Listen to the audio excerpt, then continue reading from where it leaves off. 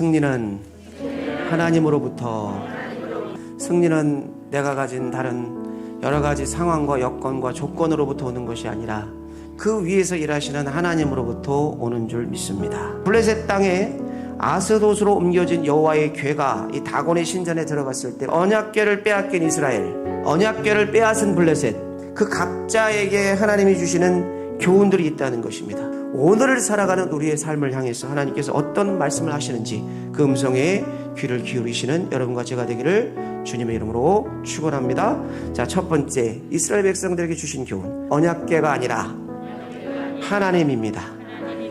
이스라엘 백성들은 선택된 백성으로서의 자부심을 가지고 있었습니다.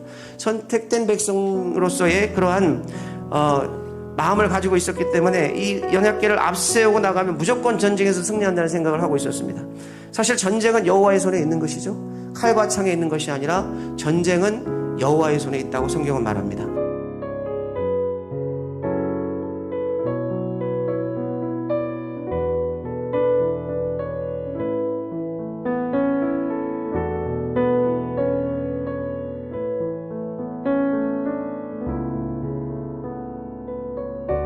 이스라엘에게 교훈을 주시기 위해서 결국 그들에게 패전의 소식을 주시죠.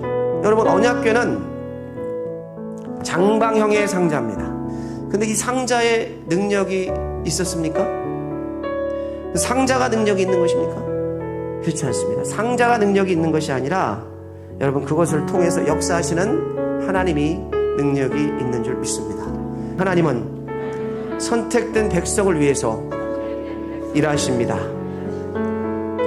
하나님의 언약궤는 목적이 있는 것이고 고유한 쓰임이 있는 것입니다. 어떤 목적이냐? 그 언약궤는 선택된 이스라엘 백성만을 위한 것이었습니다. 똑같은 도구라 할지라도 어떤 사람이 쓰느냐에 따라서 큰 차이가 나타나는 것입니다. 여러분, 언약궤는 하나님의 선택된 백성들을 위해서만 존재하고 그 능력이 나타나는 것입니다. 여러분, 오늘도 우리를 무너뜨리려고 하는 사단마귀 우리 주변에 너무나 많이 있습니다.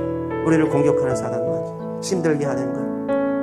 그런데 여러분, 그 사단마귀에 승리할 수 있는 믿는 자들의 무기는 바로 우리의 여호와 하나님에 대한 신앙인 줄 믿습니다. 여호와 하나님에 대한 믿음, 그것이 우리를 승리케 하는 줄 믿습니다.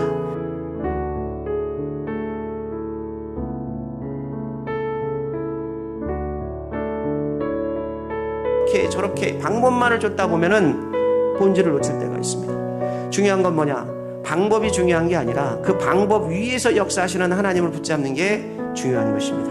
여러분, 이제 언약궤는 우리의 눈에 더 이상 보이지 않습니다. 그것은 역사의 뒤안길로 사라졌습니다.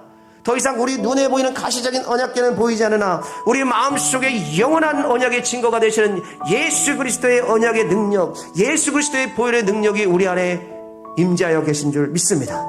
우리가 살아가는 우리 삶 속에 놀라운 하나님의 언약이 되고 보증이 되고 우리의 승리의 증거가 되는 줄 여러분 믿으시기를 주님의 이름으로 축원합니다.